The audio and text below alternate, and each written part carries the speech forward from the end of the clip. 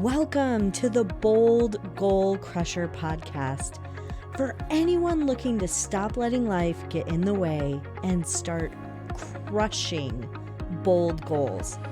I'm your host, Sara Mayer, and I'm thrilled to navigate this journey with you because it's time to start boldly achieving without working double time. So let's dive in. Hello, Bold Goal Crushers. I'm super excited about this episode today because we're going to talk about Quitter's Day.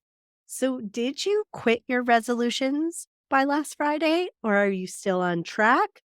Or have you not even started because you didn't set resolutions because you believed all the hype that resolutions don't work?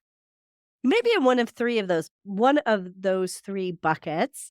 And I want to start off by saying resolutions get a bad rap, but I encourage everybody to set resolutions because resolutions truly are habits. They are things that you are resolving to do or not do. And habits don't get a bad rap. But because we call them resolutions and most people have a difficult time actually achieving them, resolutions do get a bad rap. In fact, only 8% of people actually accomplish their resolutions. So I hope if you set resolutions, you really thought about how those resolutions tie into your bigger goal and how they will help you do things or not do things. So do things that get you closer to the goal or not do things that keep you from achieving the goal. Now, I don't know which camp you're in. The camp that is still on track with resolutions, or the camp that has fallen off, or the camp that hasn't even set resolutions. If you're in the latter, where you haven't even set resolutions or habits, I encourage you to do that this year. You all know from listening that I do all of the things. I set resolutions, pick a word, pick a theme, set goals, and create action plans. But I do it in this order. I start with my goals, and then from my goals, I create my action plan, and that's how I pick my theme. And then when I pick my theme and my word of the year, then I go in and I set resolutions. What are the habits I want to create, or what are the things I don't want to do to ensure that I meet these goals? And then I create my vision board. So I'm coming to you on Quitter's Day, January 12th. Some people say it's the 17th, but it's usually the second Saturday of the month of January.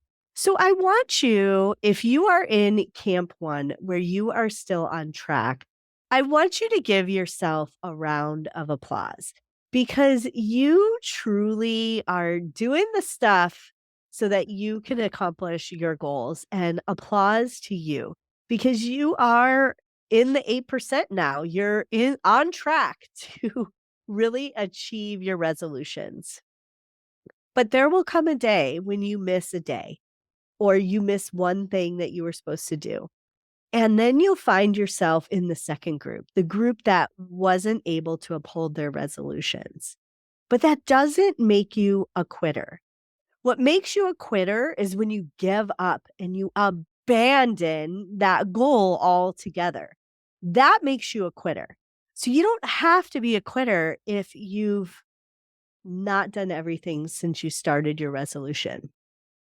There's a whole psychology around resolutions and the psychological factors that contribute to quitting. And many times, the reason that we're not able to hold our resolutions or our habits is because we have unrealistic expectations of ourselves or what we can accomplish. So we say things like, I will work out every day. Is that realistic? Or I will read for an hour every day.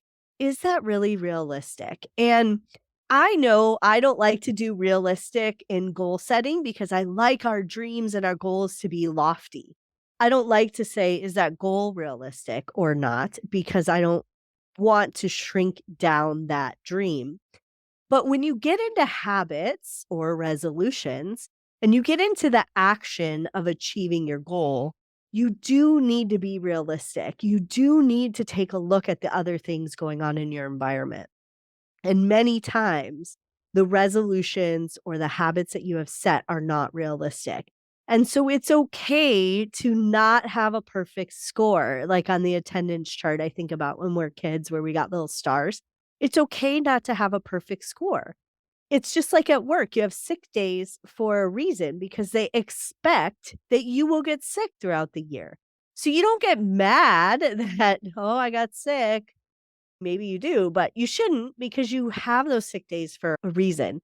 So I think it's important to also remember that motivation, discipline, mindset, and resources, I'll say that again, motivation, discipline, mindset, and resources all play a role in your achievement of your goals.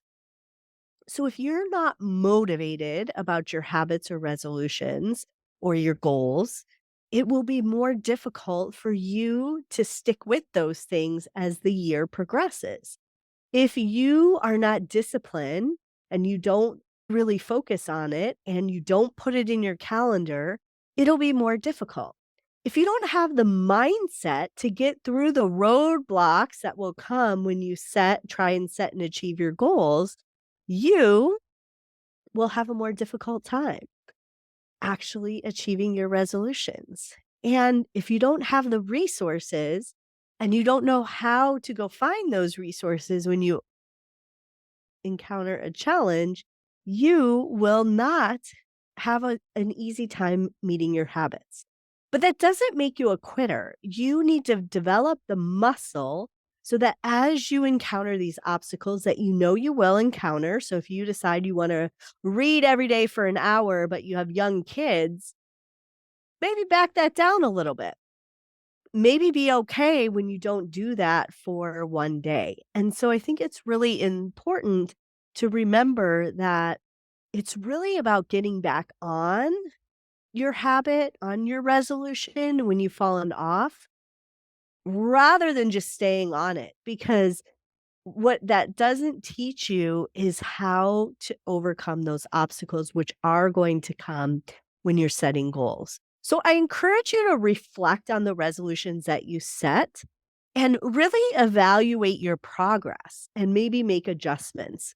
And I'd like to recommend if you haven't picked up a habit tracker, I encourage you to do that. I do sell some in my Amazon store. If you go to my page, saramayer.com, under favorite things, you'll find that. We created it for you. My team created it for you. So check that out. And that's a great way. Keep track of those habits and celebrate that you are tracking it. It's also a great way for it to reflect back to you how often you are doing the things that you set out to do for your resolutions and habits. And I also remind you that you don't need to have a habit that's every day.